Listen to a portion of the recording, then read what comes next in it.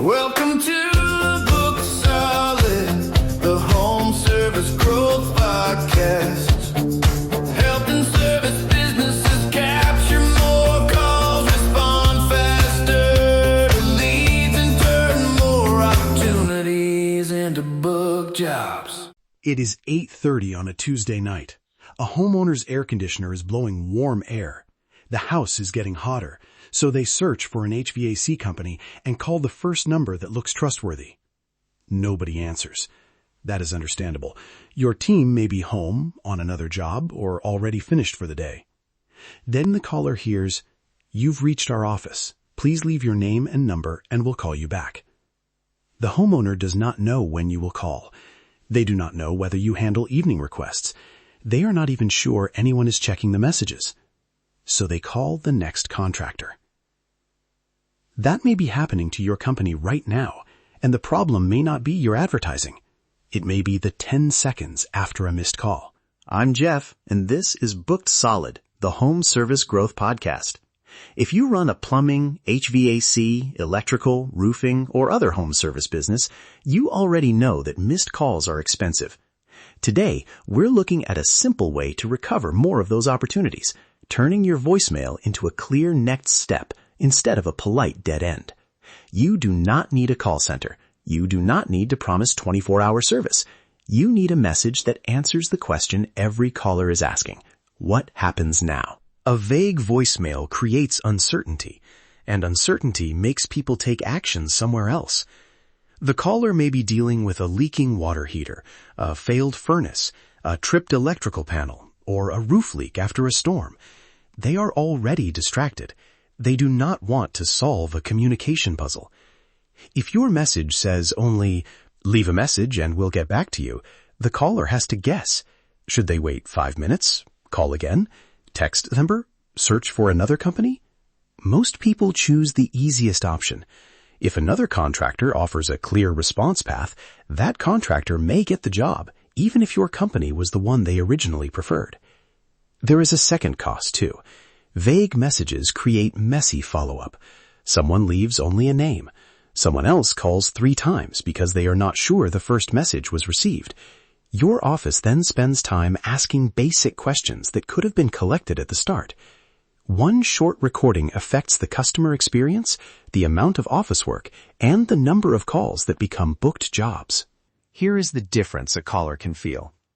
The first company says, "You've reached Northside Heating and Air. We cannot take your call right now. Please leave a message." The caller leaves a name and number, but has no idea when anyone will respond.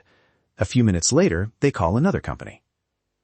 The second company says, "Thanks for calling Northside Heating and Air. Our office is closed, but we review service requests at 7:30 each morning. If there is an immediate safety concern, follow local emergency guidance. For routine service, text the word COOL to this number with your name, service address, and a short description. We will follow up during office hours." That message does not repair the air conditioner. It does something important before the repair ever happens. It gives the caller confidence that the request has somewhere to go. They know the company name, they know the office is closed, they know what to do if the situation is urgent, and they have one simple action for everything else. That is the kind of voicemail that keeps the opportunity with you. A useful voicemail has 4 jobs.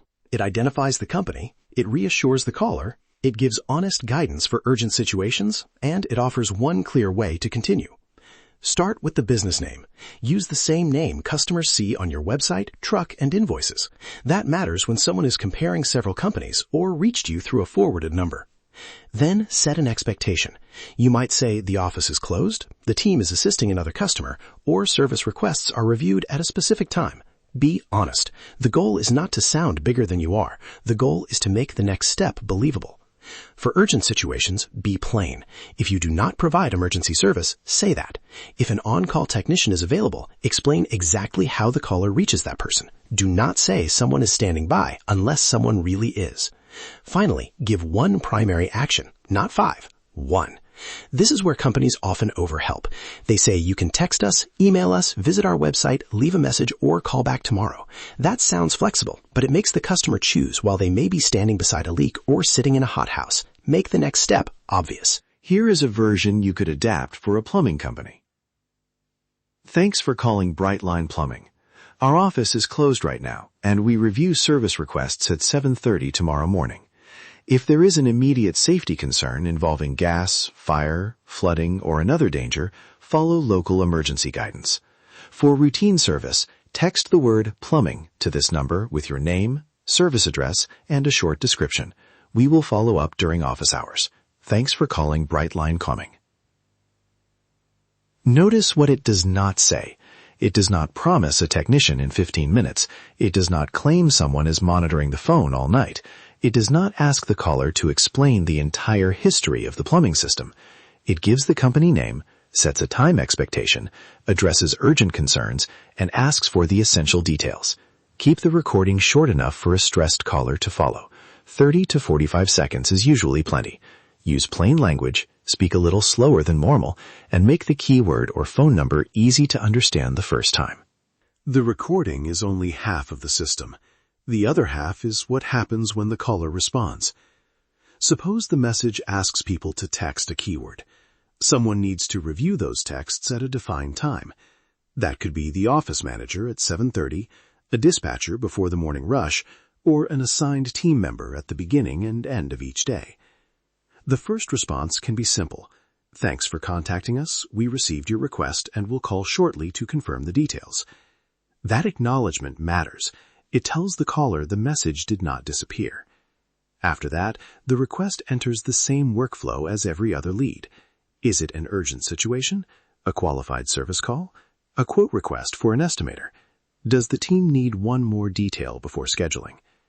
Use a shared list, your existing customer communication system, or whatever process your company already trusts. The technology matters less than ownership.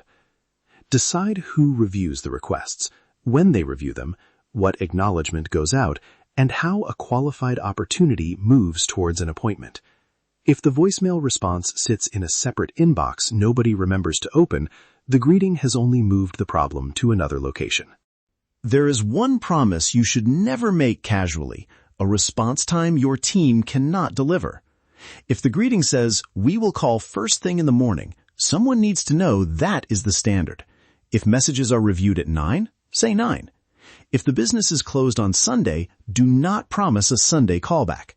And update the greeting when the schedule changes. Holidays, training days, severe weather, and seasonal hours can all make an old message misleading. Then test the experience yourself. Call your business after hours from a customer's phone. Listen from a place with ordinary background noise. Can you understand the company name? Can you remember the key word? Do you know what to do if the situation is urgent? Ask someone outside the office to listen and repeat the next step. If they cannot repeat it immediately, simplify the message. If you have to explain the voicemail after they hear it, the voicemail has not done its job. Once the process is live, measure what happens. Start with a simple baseline. In a typical week, how many calls reach voicemail? How many callers leave a message? How many complete the requested action? And how many completed inquiries become booked jobs? A tracking sheet is enough to begin. Record the date, the inquiry source, whether the caller completed the next step, whether the team made contact, and whether the job was booked. Then test one change at a time. Compare a greeting that simply asks for a voicemail with one that offers a keyword by text. Look at completed inquiries and booked jobs, not just the number of messages left. For example, imagine 10 after-hours calls in a week. Your old greeting produces 2 usable follow-up opportunities. A clearer greeting helps 4 more callers take the next step. If even one of those becomes a booked repair, that small recording may have created meaningful revenue from calls you already paid to generate. The exact result will vary by trade, season, and market. A water heater leak is different from a roofing estimate, but the principle stays the same. Make existing opportunities easier to continue. And remember, this is not only an after-hours issue. Your voicemail works when the dispatcher is already helping another caller, when the owner is on a job, when the crew is coordinating a difficult repair, or when the office is taking lunch. Every missed call is a moment when the customer decides whether to wait, try again, or move on. A clear message can make waiting feel reasonable because the caller understands what will happen next. That is why the best voicemail is not necessarily the one that sounds most polished. It is the one that helps a distracted, worried person take the right action. You can improve yours today. Call the business and listen to the current greeting. Ask yourself, do I know I called the right company? Do I know when someone will respond? Do I know what to do if the situation is urgent? Do I know the one best way to continue? If any answer is no, rewrite the message. Choose one response path, assign ownership, and track the outcome. You are not trying to build a perfect system on the first attempt. You are replacing uncertainty with a clear next step, then learning from what happens. Think back to that homeowner with the warm house. They are not asking for a marketing experience. They are asking one simple question: what happens next? A voicemail that books answers that question. It identifies your company, reassures the caller, gives honest guidance for urgent situations, and offers one simple action. Then your team acknowledges the inquiry, reviews the details, and moves qualified callers towards an appointment. That approach works for the HVAC customer with a failing system, the plumber dealing with a leak, the electrician requesting a project estimate, and the roofer trying to schedule an inspection. The trade changes, but the need for clarity does not. If you want more practical ideas like this, download the free guide, 107 Quick Wins for Home Service Businesses, at ProfitPulse.biz.